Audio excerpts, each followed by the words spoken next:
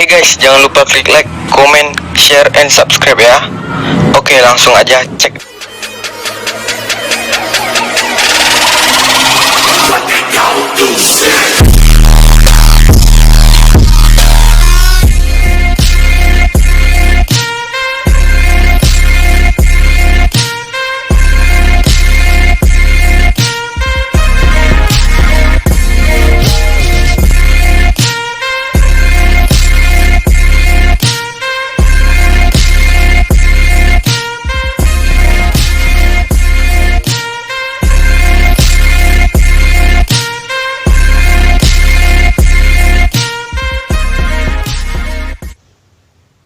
Assalamualaikum warahmatullahi wabarakatuh.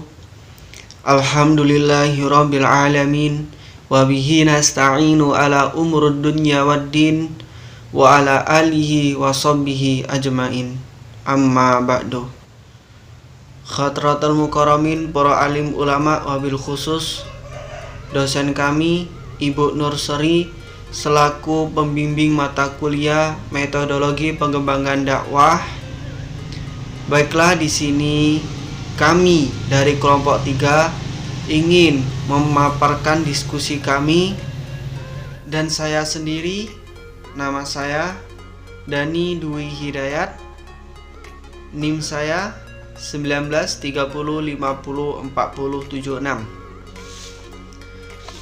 Baiklah, di sini saya akan menjelaskan tentang bagian definisi pendekatan normatif dan aplikasi pendekatan normatif.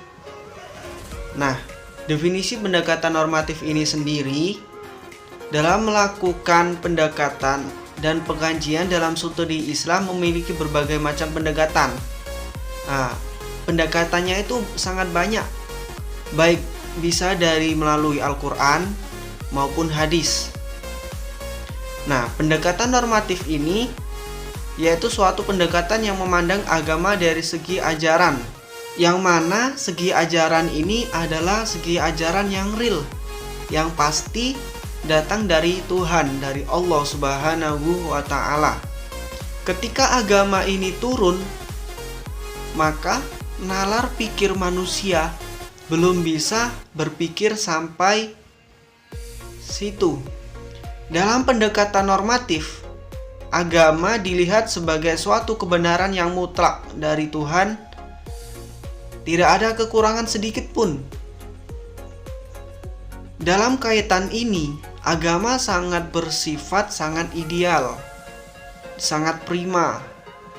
Nah, pendekatan normatif ini dalam memahami agama secara harfiah dapat diartikan sebagai upaya memahami agama dengan menggunakan kerangka ilmu ketuhanan yang bertolak dari suatu keyakinan bahwa wujud empirik dari suatu keagamaan dianggap sebagai yang paling besar dibandingkan dengan lainnya. Pendekatan normatif ini sering diartikan sebagai studi Islam yang memandang masalah dari sudut sebab akibatnya, yang mana bakalan akan ditarik kesimpulan atau bakal dikiaskan dengan Al-Quran dan hadis melalui normatif terlebih dahulu. Oke, baiklah. Selanjutnya kita masuk ke bagian yang B, yaitu aplikasi pendekatan normatif. Dalam aplikasi pendekatan normatif ini, pendekatan normatif tekstual tidak memenuhi kendala yang cukup berarti ketika dipakai untuk melihat dimensi Islam normatif, yakni yang bersifat qot'i. Persoalannya justru akan semakin rumit ketika pendekatan ini dihadapkan pada realita Al-Quran dan hadis. Mengapa? Karena Al-Quran dan hadis kehadirannya sangat dihargai, bahkan banyak komunitas lain yang mengamalkannya, seperti menghafalkan Al-Quran, menghafalkan hadis, dan sebagainya. Dari uraian ini, pendekatan normatif tekstualis dalam memahami agama menggunakan cara berpikir yang deduktif, yang mana Berpikir ini timbul dari akal pikiran atau keyakinan yang diyakini, dan itu bersifat benar-benar sangat mutlak, sehingga tidak perlu ditanyakan terlebih dahulu apa maksud dari itu tersebut. Nah, dimulai dari keyakinan, yang selanjutnya diperkuat dengan dalil-dalil yang sahih, dan argumentasi. Pendekatan normatif tekstualis ini juga memiliki kekurangan, yang mana kekurangannya adalah eksklusif dogmatif, yakni tidak mau mengakui adanya paham golongan lain. Namun, hal yang demikian, yakni pendekatan normatif, dapat mengubah sikap seseorang menjadi sikap yang militansi dalam beragama, yakni apa? Berpegang teguh kepada agama yang dianutnya, bahwa agama tersebut adalah agama yang paling benar, dan tidak meremehkan dan memandang agama orang lain itu adalah agama yang salah. Saat ini, agama sangat dituntut untuk ikut berperan aktif dalam menjalankan suatu agama agar bisa menghadapi masalah-masalah yang dihadapi oleh manusia. Nah, agama juga tidak boleh dianggap sebagai lambang kesolehan, yang mana kita harus ikut andil beroperasi untuk bertanggung jawab atas agama yang dianutnya.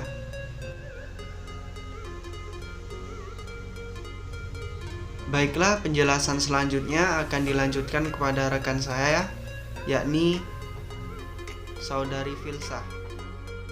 Menempatkan manusia pada kadar yang telah Allah tetapkan adalah salah satu hikmah dari berdakwah. Saat seorang dai yang baik ingin melakukan kontak dengan sebuah organisasi, komunitas, ataupun sekelompok mad'u, dia hendaknya dai tersebut mempelajari dan menganalisis terlebih dahulu data real atas mad'u yang akan dijadikan sasaran dakwah.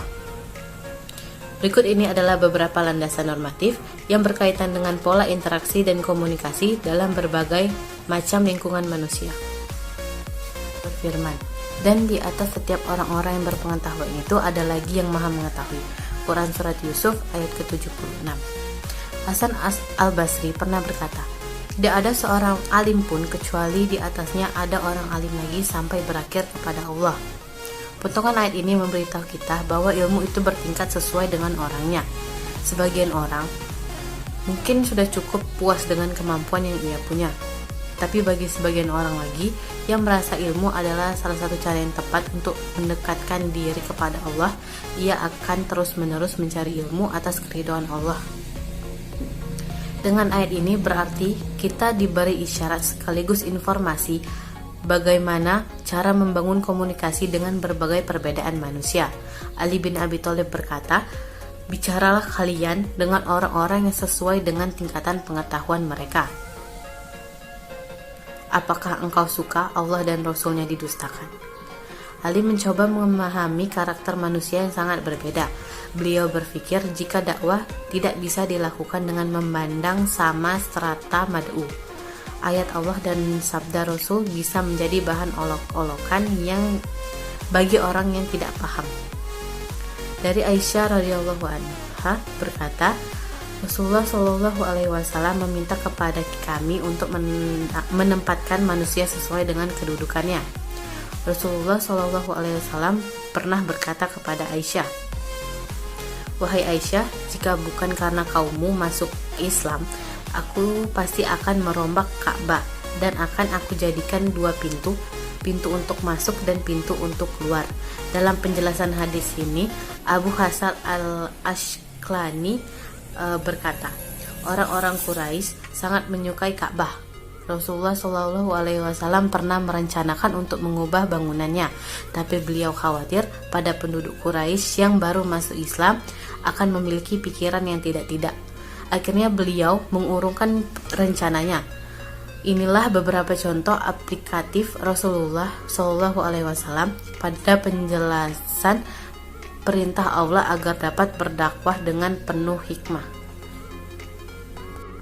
Materi selanjutnya D. Contoh pendekatan normatif di zaman Rasul, sahabat, dan sekarang. Jika kita membahas tentang ajaran agama saat ini, tentu saja kita akan mempelajari masalah teologi atau ilmu ketuhanan yang sangat berkaitan erat hubungannya dengan pelajaran agama. Karena agama memiliki sifat melekat erat pada pemeluknya. Menurut Abu Dinata, studi Islam yang menggunakan pendekatan normatif adalah pendekatan dengan memandang agama dari segi ajaran-ajaran pokoknya dan keaslian dari Tuhan yang di dalamnya belum termasuk penalaran pemikiran manusia. Sebelum kita mempelajari lebih dalam tentang contoh pendekatan normatif yang terjadi pada zaman Rasul, lebih baik kita untuk lebih dahulu tahu bahwa pendekatan normatif sangat berkaitan dengan teologi. Ciri dari pendekatan ilmu teologis dalam mengkaji agama adalah menggunakan cara berpikir deduktif. Berpikir bahwa keyakinan yang meyakini kita kalau keyakinan yang kita yakini benar dan mutlak. Karena semua ajaran yang bersumber dari Tuhan sudah pasti benar. Tidak perlu lagi dipertanyakan tentang kemurnian ajaran agama tersebut dengan diperkuatnya dalil-dalil argumentasi manusia. Zaman Rasulullah, pendekatan normatif masih belum dijadikan ilmu teologi. Jadi, Rasulullah langsung menggunakan ajaran agama dan Al-Quran untuk dipelajari. Mengapa Rasul tidak menggunakan teologi? Karena teologi mulai ada ketika Rasul sudah wafat. Di zaman para sahabat, teologi mulai bermunculan dan berkaitan dengan normatif. Contoh pendekatan ilmu teologi normatif yang ada di zaman para sahabat adalah munculnya teologi atau aliran Syarwajiyah, Murjiyah, Mu'taziyah, Qadariyah, Jabariyah, Asy'ariyah, Mutaridiyah, dan sebagainya. Selanjutnya, di zaman setelah abad ke-13 disebut-sebut sebagai zaman pembaharuan karena banyak tokoh-tokoh pemikir teologi Islam modern telah lahir seperti Ibnu Taimiyah, Muhammad bin Abdul Wahhab, Muhammad Rashid Ridho, Hasan al-Banna.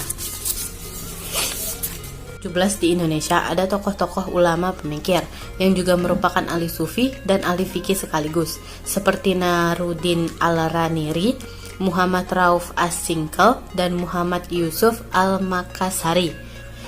Setelahnya abad ke-19 ada juga tokoh ulama pemikir seperti Syekh Ahmad Khatib, Minkabawi, Kiai Haji Ahmad Dahlan, diteruskan oleh Nurkolis Majdid dan LDII. Memiliki kelebihan dan kekurangan dalam setiap metode. Pendekatan teologi normatif juga terdapat kelebihan dan kekurangan, yaitu membuat setiap orang yang mempunyai agama agar lebih memiliki sikap terhadap setiap aturan agama yang telah ia pilih, maupun sikap dalam menjalankan dan mencintai agar terus-menerus berpegang teguh dan percaya pada agama, bahwa agama yang benar itu selalu mengajarkan kita toleransi tanpa meremehkan dan memandang rendah agama lain adalah salah satu yang diajarkan oleh semua agama. Dengan pemikiran seperti ini, seseorang akan memiliki ketertarikan terhadap agama yang telah ia yakini. Menjadikan seseorang yang telah meyakini sesuatu dengan kebenaran yang mutlak dan cenderung menilai bahwa orang lain salah. Orang-orang seperti ini akan menjadi pribadi yang tertutup, tidak mau menerima pendapat dan penjelasan ataupun diskusi umum tentang agama dari orang lain. Atau mungkin menurut mereka lebih baik menghindar. Jika sudah di tahap ini, orang-orang yang memahami Islam dengan pendekatan teologis normatif akan menutup dirinya dan kebenaran yang dibawa oleh orang lain. Hanya saja sikap tersebut berkaitan dengan masalah ketauhidan. Profil Islam dalam pendekatan normatif. Dalam melaksanakan pendekatan dan kajian Islam diperlukan berbagai pendekatan, sehingga dalam melakukan kajian atau penelitian perlu adanya kejelasan tentang Islam mana yang dipelajari. Tak terkecuali dalam pendekatan normatif merupakan kajian Islam yang memandang masalah dari sudut pandang hukum formal atau normatif. Yang dimaksud di sini adalah hal-hal yang dilarang atau halal haram. Sedangkan normatif adalah semua ajaran yang terkandung dalam teks. Hal ini menunjukkan bahwa pendekatan ini memiliki cakupan yang sangat luas. Hal ini karena semua pendekatan yang digunakan oleh para ahli fikih, ahli hukum Islam dan penafsiran yang mencoba mendalami aspek hukum formal dan ajaran Islam dari sumbernya adalah pendekatan normatif. Berawal dari pengertian pendekatan normatif di atas, maka dapat dijelaskan bahwa pendekatan normatif adalah suatu metode pemahaman Islam dengan menekankan bahwa keyakinan akan kebenaran mutlak agama. Agama tampil unggul dalam menyelesaikan berbagai persoalan kompleks yang muncul di masyarakat dengan segumpalan teks yang menjadi acuan utama dalam segala hal yang memiliki kebenaran mutlak, sehingga Islam tampil seperti kebenaran mutlak tanpa ada kekurangan di dalamnya. Islam sendiri secara tradisional Anda bisa menemukan teologis Mu'tazilah, teologi Asy'ariyah dan Maturidiyah, dan sebelumnya ada juga teologi yang disebut Khawarij dan Murji'ah. Berbagai paham agama tersebut tentunya tidak mudah untuk disatukan begitu saja. Masing-masing memiliki keyakinan teologis yang seringkali sangat sulit untuk berdialog, bahkan tak jarang berangkat dari perbedaan pemikiran keagamaan yang mengarah pada tindakan anarkis. Agama yang mestinya menjadi sumber kerukunan dan pemersatu umat menjadi senjata maut bagi kelompok-kelompok yang bermusuhan di masyarakat, baik dari segi politik, budaya, ekonomi, dan persoalan lain yang berkaitan dengan agama. Klasifikasi pendekatan normatif. Menurut Adams, pendekatan ini dapat digolongkan menjadi 3 bagian. Yang pertama, pendekatan misionaris tradisional. Pada abad ke-19 terjadi gerakan misionaris besar-besaran yang dilakukan oleh gereja, sekte dan sekte dalam agama Kristen. Gerakan ini mengiringi dan sejalan dalam pertumbuhan kehidupan politik, ekonomi, dan militer di Eropa yang sangat mempengaruhi kehidupan masyarakat di Asia dan Afrika. Sebagai konsekuensi logis dari gerakan tersebut, banyak misionaris Kristen pergi ke Asia dan Afrika mengikuti penjajah untuk mengubah suatu komunitas untuk masuk Kristen dan meyakinkan publik tentang pentingnya peradaban Barat. Dalam konteks itu, karena kuatnya hubungan antara Islam dan misionaris Kristen, Charles C. Adams berpendapat bahwa kajian Islam di Barat dapat dilakukan dengan memanfaatkan dakwah tradisional sebagai pendekatan yang efektif. Dan inilah yang kemudian disebut pendekatan misionaris tradisional dalam studi Islam. Pendekatan apologetik. Di antara ciri-ciri utama pemikiran muslim di abad 21 adalah keasyikan dengan pendekatan apologetik dalam studi agama. Dorongan untuk menggunakan pendekatan apologetik dalam ranah pemikiran Islam semakin kuat. Menurut Adam, pendekatan apologetik memberikan kontribusi yang positif dan penting bagi generasi Islam dalam hal banyak. Kontribusi adalah yang terpenting adalah membuat generasi Muslim merasa yakin akan identitasnya lagi Islami dan bangga menjadi warisan klasiknya. Ketiga, yang terakhir, pendekatan irenik. Pendekatan ini adalah semacam upaya untuk membuat jembatan antara sudut pandang para orientalis sebelumnya yang penuh dengan motivasi dan mengikut negatif hasil kajian para orientalis ini dirasakan Islam banyak mengandung deviasi. Akhir, pendekatan irenik. Pendekatan ini adalah semacam upaya untuk membuat jembatan antara sudut pandang para orientalis sebelumnya yang penuh dengan motivasi dan mengikut negatif hasil kajian para deviasi. Sejak Perang Dunia Kedua, Gerakan yang berakar pada lingkaran agama dan universitas telah tumbuh di Barat. Gerakan tersebut bertujuan untuk memberikan apresiasi yang baik terhadap keragaman Islam dan membantu mengembangkan sikap apresiatif. Dalam langkah ini diambil untuk menghilangkan prasangka, perlawanan, dan penghinaan yang dilakukan oleh Barat, khususnya Kristen Barat, terhadap Islam. Perkenalkan, nama saya Lutfia Nurul Nurlaili dari Manajemen Dakwah kelas 1956C. Di sini saya akan menjelaskan materi terkait pendekatan metodologi pengembangan dakwah normatif. G. Implementasi pendekatan normatif. Implementasi pendekatan normatif dalam Islam dapat diamati pada pemahaman terhadap nas Al-Quran. Dalam memahami nas Al-Quran, ada beberapa teori terkemuka digunakan dengan pendekatan normatif.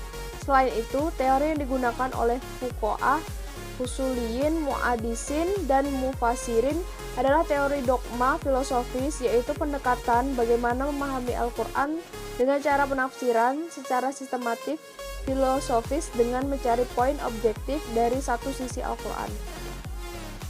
Perayaan Maulid Nabi SAW itu tidak ditemukan baik secara tersurat maupun secara tersirat.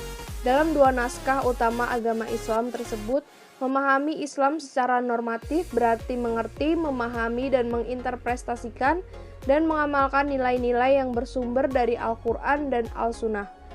Jadi segala sesuatu, baik yang berupa ritual keagamaan atau yang tidak berdasarkan dua referensi utama tersebut dianggap menyalahi ajaran Islam. Dengan demikian diperlukan pendekatan lain seperti pendekatan sosial.